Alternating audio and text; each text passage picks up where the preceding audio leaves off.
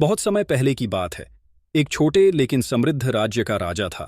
बुद्धिमान, न्यायप्रिय, पर बेहद बदसूरत। उसका चेहरा जन्म से ही विकृत था, आंखें असमान, ठोड़ी टेढ़ी और चेहरा डरावना।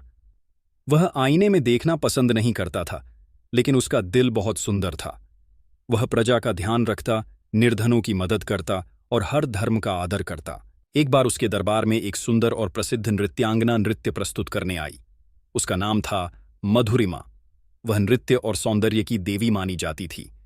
जब वह नाची तो पूरा दरबार मंत्रमुग्ध हो गया, राजा भी। राजा ने धीरे धीरे उसमें रुचि लेनी शुरू की, परंतु वह जानता था कि उसका चेहरा लोगों को भयभीत कर देता है और नाचने वाली जैसी सुंदर स्त्री शायद उससे कभी प्रेम नहीं कर सकती। कुछ हफ्तों बाद राजा ने मधुरिमा को निजी भोजन पर बुलाया। राजा ने विनम्रता से कहा, मधुरिमा, मैं तुम्हारा आदर करता हूं। मैं जानता हूं कि मैं देखने में भयावह हूं, पर मैं चाहता हूं कि तुम कुछ समय मेरे साथ बिताओ। मैं तुमसे विवाह नहीं मांगता, सिर्फ एक सच्ची संगत। मधुरिमा पहले चौंकी। वह जानती थी कि यह प्रस्ताव किसी और राजा का होता तो शायद वह तुरंत हां कर देती, लेकिन यह तो बदसूरत था। उसके भीतर द्वंद्व हुआ। उसी रात उसने अपने दर्पण में खुद को निहारा। सुंदर चेहरा, पर कुछ खोखलापन। फिर उसने महल में राजा के पुराने कार्यों के बारे में जानना शुरू किया। कैसे उसने अनाथ बच्चों के लिए स्कूल बनवाया, किसानों के आरण माफ किए और रात में भेष बदलकर नगर का हाल जानने निकला। धीरे धीरे मधुरिमा को उसकी असली सुंदरता समझ आने लगी। कुछ दिनों बाद वह फिर दरबार में नाची, लेकिन इस बार उसकी आंखें केवल राजा की ओर थीं।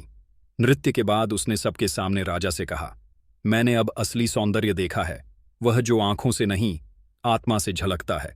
हाँ, मैं आपके साथ समय बिताना चाहती हूं क्योंकि आपने मुझे नारी नहीं, इंसान की तरह देखा। राजा की आंखों में आंसू आ गए। पूरा दरबार स्तब्ध था। यह सौंदर्य और क्रूरता के पार, आत्मा और सच्चाई का संगम था। इसके बाद दोनों ने विवाह नहीं किया, लेकिन जीवन भर एक दूसरे के साथ रहे, एक मित्रता जो रूप, उम्र और समाज से परे थी। ये कहानी दर्शाती है कि आदमी का व्यवहार, उसके अच्छे कर्म ही उसको महान बनाते हैं। रूप का कोई इतना महत्व नहीं होता, बस सही तरीके से साथ निभाने वाला चाहिए, चाहे वो स्त्री हो या पुरुष हो। जो कहानी आपको अच्छी लगी हो तो लाइक, शेयर और कमेंट करके चैनल को सब्सक्राइब कर लेना, क्योंकि इस चैनल पर और भी अच्छी अच्छी कहानियां देखने और सुनने को मिलने वाली हैं।